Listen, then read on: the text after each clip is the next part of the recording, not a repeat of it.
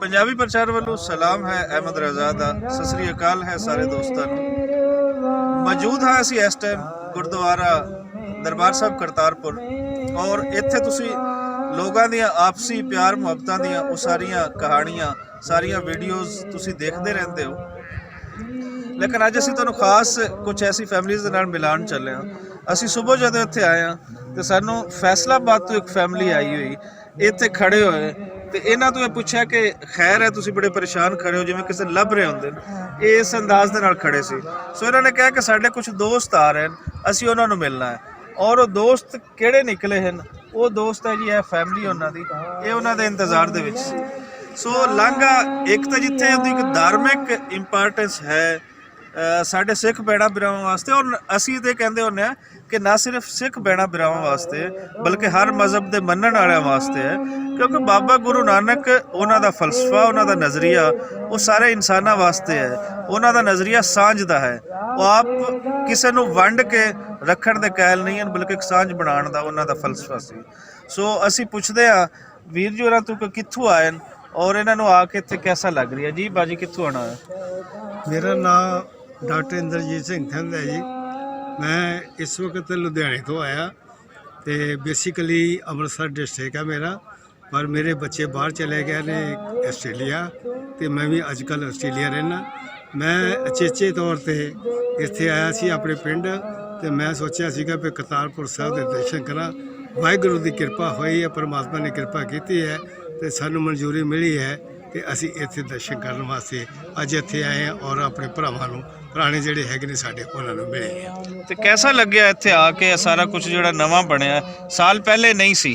तुसीं तस्वीरां ही देखिया होएगा तुसीं वीडियो च वेखिया होएगा ਇਹ ਸਾਰਾ ਕੁਝ ਪਿਛਲੇ 1 ਸਾਲ ਦੇ ਵਿੱਚ ਬਣਾ ਜਿਹੜਾ ਅਸੀਂ ਤਸਵੀਰਾਂ ਦੇ ਵਿੱਚ ਦੇਖਦੇ ਸੀਗੇ ਉਹਦੇ ਵਿੱਚ ਸਿਰਫ ਸਾਨੂੰ ਜਿਹੜਾ ਆ ਮੇਨ ਗੁਰਦੁਆਰਾ ਹੈ ਇਹੀ ਦਿਸਦਾ ਸੀ ਤੇ ਇਹਦੇ ਆਲੇ ਦੁਆਲੇ ਦਰਖਤ ਦਿਸਦੇ ਸੀਗੇ ਜੀ ਪਰ ਬਿਲਕੁਲ ਇਹ ਇਮਰਾਨ ਸਾਹਿਬ ਔਰ ਸਾਡੇ ਜਿਹੜੇ ਨਵਜੋਤ ਸਿੱਧੂ ਹੈ ਇਹਨਾਂ ਦੀ ਮਿਹਨਤ ਦੇ ਸਦਕਾ ਇਹ ਰਾਹ ਖੁੱਲਿਆ ਹੈ ਤੇ ਇਸ ਕਰਕੇ ਅਸੀਂ ਇੱਥੇ ਪਹੁੰਚੇ ਹਾਂ।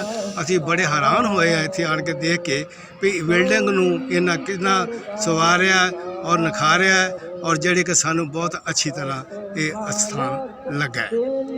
बड़ी सोहनी गलबात कि तुहानू दोस्ती प्यार मुहब्बत ये कुछ दे जाता है तुहाडा कुछ बिगाड़दा है तो वो तुहाडी दुश्मनी बिगाड़ती है। जी बाजी तुसी कुछ दसो अपने बारे कि कित्थों आना होया की नाम अपना? मेरा नाम गुरप्रीत सिंह है जी। ते कित्थों आना होया? ये साडा इत्थों कोई 50 किलोमीटर दूर पिंड है चौहान। ठीक है। डिस्ट्रिक्ट अमृतसर तहसील अमृतसर तो 25 किलोमीटर दूर है। ਤੇ ਦੱਸੋ ਕੁਝ ਅੱਜ ਦਾ ਤੁਹਾਡਾ ਇੱਥੇ ਯਾਤਰਾ? ਦੇਖੋ ਜੀ ਇਸ ਮੌਕੇ ਨੂੰ ਬਹੁਤ ਚਿਰ ਪਹਿਲਾਂ ਡੀਕਦੇ ਸੀ ਅਸੀਂ ਜਦੋਂ ਦਾ ਲਾਂਘਾ ਸ਼ੁਰੂ ਹੋਇਆ ਉਸ ਤੋਂ ਪਹਿਲਾਂ ਅਸੀਂ ਡੀਕਦੇ ਸੀ। ਹਾਂਜੀ ਤੇ ਇਹ ਸਾਲ ਹੋ ਚੁੱਕਾ ਅਪਰੋਕਸੀਮੇਟਲੀ ਸਾਲ ਵੀ ਨਹੀਂ ਹੋਇਆ ਜੀ। ਹਾਂ ਹਾਂ ਤੇ ਬਹੁਤ ਮਜ਼ਾ ਆਇਆ ਬਹੁਤ ਇੰਜੋਏ ਕਰ ਰਹੇ ਹਾਂ ਇਸ ਮਤਲਬ ਵੀ ਅਸੀਂ ਸਾਖਸ਼ਾਤ ਦਰਸ਼ਨ ਕਰ ਰਹੇ ਸਭ ਤੋਂ ਵੱਡੀ ਖੁਸ਼ੀ ਹੈ ਵੀ ਆਪਣੇ ਪਰਿਵਾਰ ਦੇ ਦਰਸ਼ਨ ਇਹ ਭਾਈ ਸਾਹਿਬ ਇਹਨਾਂ ਦੇ ਦਰਸ਼ਨ ਉਹ ਮੇਰੀਆਂ ਬੱਚੀਆਂ ਨੇ ਉਹ ਮੇਰੀ ਭਾਬੀ ਜੀ ਨੇ ਅਸੀਂ ਉਹਨਾਂ ਦੇ ਦਰਸ਼ਨ ਕਰ ਰਹੇ ਹਾਂ। ਬੜੀ ਸੋਹਣੀ ਗੱਲ ਜੀ। ਭੈਣ ਜੀ ਤੁਸੀਂ ਦੱਸੋ ਕੀ ਨਾਂ ਹੈ ਆਪਣਾ ਤੇ ਕਿੱਥੋਂ ਆਣਾ ਹੋਇਆ? ਮੇਰਾ ਨਾਮ ਪ੍ਰਵਿੰਦਰ ਹੈ।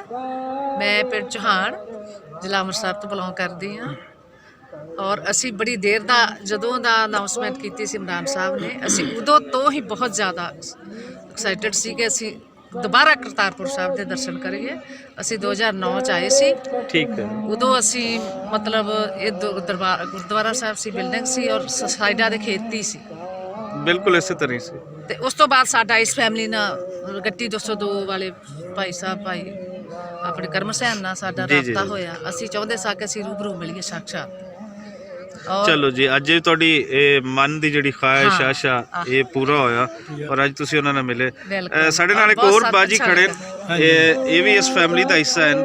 ਜੀ ਦੱਸੋ ਕੋਈ ਸਾਨੂੰ ਤੇ ਕਿੱਥੋਂ ਆਣਾ ਹੋਇਆ ਆਪਣਾ ਨਾਮ ਦੱਸੋ ਪਹਿਲੇ। मेरा नाम जी डॉक्टर सुखविंदर सिंह थिंद। बचपन मेरा सारा ਅੰਮ੍ਰਿਤਸਰ 'ਚ ਬੀਤਿਆ ਤੇ ਮੈਂ ਲੁਧਿਆਣੇ ਐਗਰੀਕਲਚਰ ਯੂਨੀਵਰਸਿਟੀ 'ਚ ਨੌਕਰੀ ਕੀਤੀ ਹੈ। ਕੋਈ 35 ਸਾਲ ਨੌਕਰੀ ਕਰਨ ਤੋਂ ਬਾਅਦ ਸਾਰਾ ਪਰਿਵਾਰ ਅਸੀਂ ਕੈਨੇਡਾ ਚਲੇ ਗਏ ਸੀ ਤੇ ਕੁਦਰਤੀ ਐਰਕੀ ਸਾਡਾ ਸਾਰੇ ਮੇਰੇ ਬ੍ਰਦਰ ਵੀ ਉੱਥੋਂ ਆਸਟ੍ਰੇਲੀਆ ਤੋਂ ਆਏ ਆ ਤੇ ਸਾਡੇ ਪਰਿਵਾਰ ਨੇ ਇੱਕ ਫੈਸਲਾ ਕੀਤਾ ਵੀ ਆਪਾਂ ਐਰਕੀ ਕਿਸੇ ਤਰ੍ਹਾਂ ਦਰਸ਼ਨ ਕਰਕੇ ਆਈਏ ਇੰਡੀਆ 'ਤੇ ਜਾਣਾ ਹੀ ਜਾਣਾ। ਤਾਂ ਸੋ ਐਰਕੀ ਪਰਮਾਤਮਾ ਨੇ ਸਾਡੀ ਜਿਹੜੀ ਸਾਰੀਆਂ ਮੰਗਾਂ ਪੂਰੀਆਂ ਕਰ ਲਈਆਂ। ਸਭ ਤੋਂ ਵੱਡੀ ਮੰਗ ਸੀ ਕਿ ਅਸੀਂ ਆਪਣੇ ਪਾਕਿਸਤਾਨ ਭਾਈਆਂ ਨੂੰ ਮਿਲ ਜਾਈਏ ਤਾਂ ਉਹਨਾਂ ਨੂੰ ਅਸੀਂ ਮਿਲ ਚੁੱਕੇ ਹਾਂ। ਇਹ ਸਾਰਾ ਜਿਹੜਾ ਇੱਥੋਂ ਦੀ ਪ੍ਰਾਈਮ ਮਿਨਿਸਟਰ ਇਮਰਾਨ ਖਾਨ ਦੀ ਦੇਣ ਹੈ ਜਿਹਨੇ ਸਾਨੂੰ ਇੱਥੇ ਅੱਜ ਮਿਲਾਇਆ। ਬਿਲਕੁਲ ਜੀ, ਅੱਜ ਤੁਹਾਡੀਆਂ ਦੋ ਖਾਹਿਸ਼ਾਂ ਪੂਰੀਆਂ ਹੋਈਆਂ। ਇੱਕ ਤਾਂ ਬੜੀ ਵੱਡੀ ਖਾਹਿਸ਼ ਜਿਹੜੀ ਇੱਕ ਮਜ਼ਹਬੀ ਖਾਹਿਸ਼ ਹੈ ਬਾਬਾ ਨਾਨਕ ਦੇ ਉਸ ਥਾਂ ਤੇ ਆਉਣ ਤੇ ਜਿੱਥੇ ਆਪਨੇ ਆਪਣੀ ਹਯਾਤੀ ਦੇ ਆਖਰੀ 18 ਸਾਲ ਗੁਜ਼ਾਰੇ।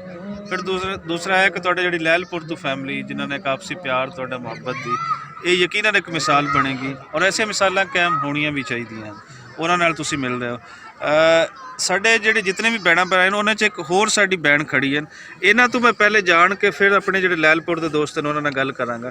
ਜੀ ਭੈਣ ਜੀ, ਤੁਸੀਂ ਕੁਝ ਦੱਸੋ ਸਾਨੂੰ। ਜੀ ਮੈਂ ਗੁਰਚਰਨ ਥਿੰਦ ਹੈਗੀ ਆ। ਮੈਂ ਇਹ ਮੇਰੇ ਹਸਬੈਂਡ ਨੇ ਤੇ ਅੰਮ੍ਰਿਤਸਰ ਦੀ ਜੰਪਾੜਾ, ਫਿਰ ਅਸੀਂ ਲੁਧਿਆਣੇ ਚਲੇ ਗਏ, ਫਿਰ ਕੈਨੇਡਾ ਚਲੇ ਗਏ।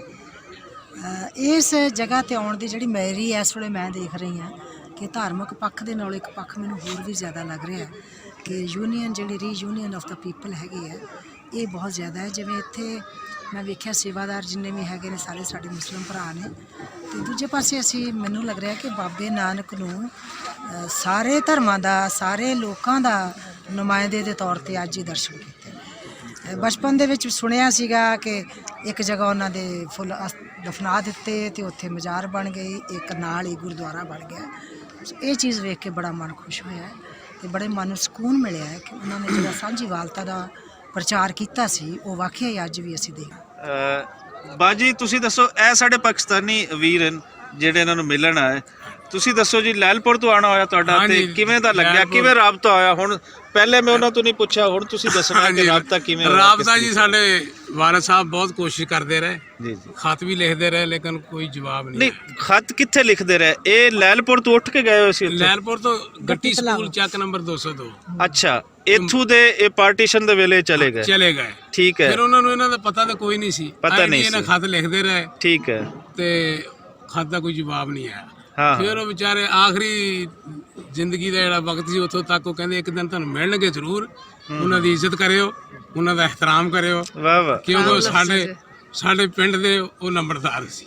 ਹਾਂ ਹਾਂ ਜੀ, ਤੇ ਬਹੁਤ ਇਹਨਾਂ ਦੀਆਂ ਤਾਰੀਫਾਂ ਕਰਦੇ ਚੱਲ ਗਏ। ਅਸੀਂ ਉਹਨਾਂ ਦੇ ਹੁਣ ਨਕਸ਼ੇ ਕਦਮ ਤੇ ਚੱਲ ਕੇ ਇਹਨਾਂ ਨੂੰ ਜੀਆਂ ਨੂੰ ਕਹਿੰਦੇ ਸੀ ਵਾਲਿਦ ਸਾਹਿਬ, ਕੀ ਕਹਿੰਦੇ ਸੀ ਕੈਸੇ ਕਿਵੇਂ ਅਸੀਂ ਰਹਿੰਦੇ ਸੀ ਪਹਿਲੇ ਪਾਰਟੀਸ਼ਨ ਤੋਂ ਪਹਿਲੇ? ਹਾਂਜੀ, ਉਹ ਕਹਿੰਦੇ ਹਿੰਦੂ ਮੁਸਲਿਮ ਸਾਰੇ ਇਹ ਇੱਕ ਸਭ ਇੱਕ ਸੀ। ਉਹਨਾਂ ਨੇ ਈਸਾਈ ਕਿਸ ਤਰ੍ਹਾਂ ਰਹਿੰਦੇ ਸੀ ਪਾਰਟੀਸ਼ਨ ਤੋਂ ਬਾਅਦ? ਤਾਂ ਜੋ ਦੋਨੋਂ ਮੁਲਕਾਂ ਦਾ ਬੜੇ ਜੀ ਅੱਛੇ ਸੀ, ਬਹੁਤ ਅੱਛਾ ਮਾਹੌਲ ਸੀ।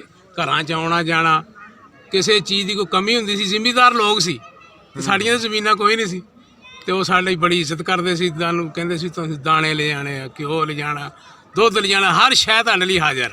ਤੇ ਬੜੇ ਪਿਆਰ ਨਾਲ ਰਹਿੰਦੇ। ਸਾਨੂੰ ਉਹਨਾਂ ਨੇ ਸਭ ਤੋਂ ਵਧੀਆ ਇੱਕ ਤੋਹਫਾ ਦਿੱਤਾ ਕਿ ਸਾਡੇ ਜਿਹੜੇ ਦਾਦਾ ਜੀ ਸੀ ਨਾ, ਉਹਨਾਂ ਨੇ ਇਹਨਾਂ ਦੇ ਵਾਲਿਦ ਸਾਹਿਬ ਨੂੰ ਕਿਹਾ ਕਿ ਸਾਨੂੰ ਅੱਲਾ ਦਾ ਘਰ ਬਣਾਉਣ ਵਾਸਤੇ ਇਜਾਜ਼ਤ ਦਿੱਤੀ ਜਾਵੇ ਤਾਂ ਕਿ ਅਸੀਂ ਅੱਲਾ ਅੱਲਾ ਕਰੀਏ।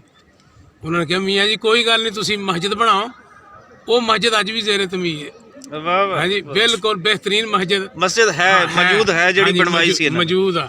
ਉਹ ਜੀ ਅੱਲਾ ਦੀ ਇਬਾਦਤ ਕਰਦੇ ਆ ਤੇ ਲੋਕ ਦੁਆਵਾਂ ਦਿੰਦੇ ਆ। ਜਿਹੜੀ ਸਿੱਖ ਬਿਰਾਵਾਂ ਨੇ ਬਣਵਾਈ ਸੀ ਮਸਜਿਦ। ਹਾਂ ਬਿਲਕੁਲ, ਯਕੀਨਨ ਕਿਸੇ ਮੁਸਲਮਾਨ ਨੇ ਗੁਰਦੁਆਰਾ ਵੀ ਬਣਵਾਇਆ ਹੋਵੇਗਾ। ਬਿਲਕੁਲ ਜੀ, ਗੁਰਦੁਆਰੇ ਵੀ ਯਕੀਨਨ ਕਿਸੇ ਹੋਰ ਭਾਈ ਨੇ ਕਿਸੇ ਹੋਰ ਦਾ ਕੋਈ ਧਾਰਮਿਕ ਸਥਾਨ ਉਹ ਵੀ ਬਣਵਾਇਆ ਹੋਵੇਗਾ। ਖੂਬ ਬਣੇ ਹੋਇਆ ਜੀ ਉਹਨਾਂ। ਇਹ ਚੀਜ਼ ਸੀ ਜਿਹੜੀ ਅਸੀਂ ਪ੍ਰੋਬ ਨਹੀਂ ਕਰਦੇ, ਲੇਕਿਨ ਇਹ ਸੱਚ ਨਿਖੜ ਕੇ ਸਾਹਮਣੇ ਆ ਜਾਂਦਾ ਹੈ ਕਿ ਪਾਰਟੀਸ਼ਨ ਤੋਂ ਪਹਿਲੇ ਲੋਕ ਕੀ ਸੀ, ਪਾਰਟੀਸ਼ਨ ਤੋਂ ਬਾਅਦ ਜਿਹੜਾ ਦੋਨਾਂ ਮੁਲਕਾਂ ਦੇ ਨਿਸਾਬਾਂ ਦੇ ਵਿੱਚ ਜ਼ਹਿਰ ਭਰਾ ਗਿਆ ਹੈ। ਔਰ ਅੱਜ ਸਾਡੀਆਂ ਆਉਣ ਵਾਲੀਆਂ ਨਸਲਾਂ ਇਤਨੀਆਂ ਜ਼ਹਿਰੀਲੀਆਂ ਹਨ ਕਿ ਉਹਨਾਂ ਨੂੰ ਸ਼ਾਇਦ ਤਲਵਾਰਾਂ ਤੋਂ ਨੇੜੇ ਕੋਈ ਹੋਰ ਸ਼ੈ ਲੱਭਦੀ ਨਹੀਂ ਇੱਕ ਦੂਸਰੇ ਨੂੰ ਮਾਰਨ ਵਾਸਤੇ। ਸੋ ਜੀਣ ਦਾ ਜਿਹੜਾ ਇੱਕ ਫਲਸਫਾ ਸੀ ਉਹ 47 ਤੋਂ ਪਹਿਲੇ ਇੱਥੇ ਹੈ ਸੀ। 47 ਦੇ ਵਿੱਚ ਜੋ ਵਾਪਰਿਆ, ਜੋ ਪੰਜਾਬ ਨਾਲ ਵਾਪਰਿਆ, ਇਸ ਨੂੰ ਫਰੋੜਨ ਦੀ ਲੋੜ ਹੈ ਕਿ ਉਹਦੇ ਪਿੱਛੇ ਕਿਹੜੀਆਂ ਸਾਜ਼ਿਸ਼ਾਂ ਸੀ। ਲੇਕਿਨ ਇਸ ਵੇਲੇ ਚੂੰਕਿ ਇਹ ਮੁਨਾਸਿਬ ਨਹੀਂ ਹੈ ਉਹ ਗੱਲਾਂ ਕਰਨੀਆਂ। ਸਾਡੇ ਨਾਲ ਇੱਕ ਹੋਰ ਬੈਂਡ ਜੀ ਖੜੇ ਨੇ, ਉਹ ਕੁਝ ਦੱਸਣਾ ਚਾਹੁੰਦੇ ਨੇ, ਇਸ ਫੈਮਿਲੀ ਦੇ ਬਾਰੇ ਦੱਸਣਾ ਚਾਹੁੰਦੇ। ਹਾਂਜੀ, ਜਿਹਨਾਂ ਦੀ ਇਹ ਗੱਲ ਕਰ ਰਹੇ ਨੇ ਉਹ ਮੇਰੇ ਦਾਦਾ ਜੀ ਸੀ, ਸਾਡੇ ਦਾਦਾ ਜੀ ਸਨ। ਤੇ ਇਹਨਾਂ ਦੇ ਦਾਦਾ ਜੀ ਤੇ ਇਹਨਾਂ ਦੇ ਦਾਦਾ। ਹਾਂ, ਮੇਰੇ ਵੀ ਦਾਦਾ ਜੀ ਸੀ। ਮੇਰੇ ਵੀ ਦਾਦਾ ਜੀ ਸੀਗੇ। ਤੇ ਉਹ ਜਦੋਂ ਬਾਹਰ ਵਸੀ ਹੈ ਬਾਹਰ, ਉਸ ਵੇਲੇ ਉਹ ਤਲਾਵਾ ਪਿੰਡ ਸੀਗਾ, ਉੱਥੋਂ ਉੱਠ ਕੇ ਸਾਡੇ ਵੱਡੇ ਆਏ ਹੋਣਗੇ, ਦਾਦੇ ਸੀ ਤੇ ਪੜਦਾਦੇ ਜਾਂ ਨਗੜ ਦਾਦੇ ਆਏ ਹੋਣਗੇ। ਤੇ ਬੜੀ ਉਹਨਾਂ ਦੀ ਸਰਦਾਰੀ ਸੀ, ਇੱਥੇ ਨੰਬਰਦਾਰ ਸੀਗੇ। ਤੇ ਮੈਂ ਇੱਕ ਗੱਲ ਜ਼ਰੂਰ ਦੱਸਣਾ ਚਾਹੁੰਦੀ ਹਾਂ ਕਿ ਇਸ ਪਾਰਟੀਸ਼ਨ ਨੇ, ਇਸ ਵੰਡ ਨੇ ਲੋਕਾਂ ਦੇ ਜਿਹੜੀਆਂ ਜ਼ਿੰਦਗੀਆਂ ਸੀ ਉਹਨਾਂ 'ਤੇ ਬੜਾ ਡੂੰਘਾ ਅਸਰ ਪਾਇਆ। ਮੈਨੂੰ ਯਾਦ ਹੈ ਕਿ ਮੇਰੀ ਦਾਦੀ ਜਿਹੜੀ ਹੈ ਉਹ ਆਪਣੇ 5 ਪੁੱਤਾਂ ਦੇ ਵਿੱਚੋਂ 2 ਪੁੱਤਾਂ ਨੂੰ ਸਾਰੀ ਉਮਰ ਰੋਂਦੀ ਰਹੀ, ਜਿਹੜੇ ਕਿ ਰਸਤੇ ਦੇ ਵਿੱਚ ਸਵਰਗ ਸਿਧਾਰ ਗਏ ਸੀ। ਉਸ ਤੋਂ ਬਾਅਦ ਸਾਡੇ ਦਾਦਾ ਜੀ ਜਿਹੜੇ ਸੀ ਅਕਸਰ ਉਹ ਮੰਜੇ ਤੇ ਬੈਠੇ ਮੈਨੂੰ ਹੁਣ ਵੀ ਯਾਦ ਆਉਂਦੇ ਨੇ ਕਿ ਕਿਵੇਂ ਪਾਕਿਸਤਾਨ ਦੀਆਂ ਗੱਲਾਂ ਯਾਦ ਕਰਦੇ ਹੁੰਦੇ ਸੀ। ਤੁਸੀਂ ਵਾਈਂਡ ਅਪ ਕਰੋ, ਮੈਂ ਤੁਹਾਡਾ ਸੈਪਰੇਟ ਮੈਂ ਤੁਹਾਡੇ ਨਾਲ ਅਲੱਗਾ ਤੁਹਾਡੇ ਇੱਕ ਛੋਟੀ ਜਿਹੀ ਹੋਰ ਗੱਲ ਕਰਨਾ ਚਾਹੁੰਦੀ ਹਾਂ ਕਿ ਜ਼ਿੰਦਗੀ ਦੇ ਵਿੱਚ ਕਿੰਨੀਆਂ ਤਬਦੀਲੀਆਂ ਆਈਆਂ। ਮੇਰੇ ਫਾਦਰ ਉਸ ਵੇਲੇ DC ਸਿਲੈਕਟ ਹੋਏ ਸੀ ਔਰ ਉਹਨਾਂ ਨੇ ਜੁਆਇਨ ਕਰਨਾ ਸੀਗਾ, ਉਧਰੋਂ ਪਾਰਟੀਸ਼ਨ ਹੋ ਗਈ। ਉਹਨਾਂ ਦੀ ਜ਼ਿੰਦਗੀ 'ਚ ਐਡੀ ਵੱਡੀ ਤਬਦੀਲੀ ਆਈ ਕਿ ਮੁੜ ਕੇ ਉਹ ਇੱਕ ਮਾਸਟਰ ਦੇ ਤੌਰ ਤੇ ਭਰਤੀ ਹੋਏ। ਸੋ ਇਹ ਜਿਹੜੀ ਵੰਡ ਸੀ ਨਾ, ਉਹਨੇ ਸਿਰਫ ਕਹਿ ਲਓ ਕਿ 2 ਦੇਸ਼ਾਂ ਨੂੰ ਨਹੀਂ ਵੰਡਿਆ, ਲੋਕਾਂ ਦੀਆਂ ਜ਼ਿੰਦਗੀਆਂ ਜਿਹੜੀਆਂ ਨੇ ਉਹਨਾਂ ਨੂੰ ਵੀ ਬਹੁਤ ਜ਼ਿਆਦਾ ਵੰਡ ਦਿੱਤਾ ਸੀ। ਬੜੀ ਵੱਡੀ ਤਰਾਸਦੀ ਉਸ ਵੇਲੇ ਸੀ। ਤੁਸੀਂ ਬੜਾ ਸੋਹਣਾ ਬੋਲਦੇ ਹੋ।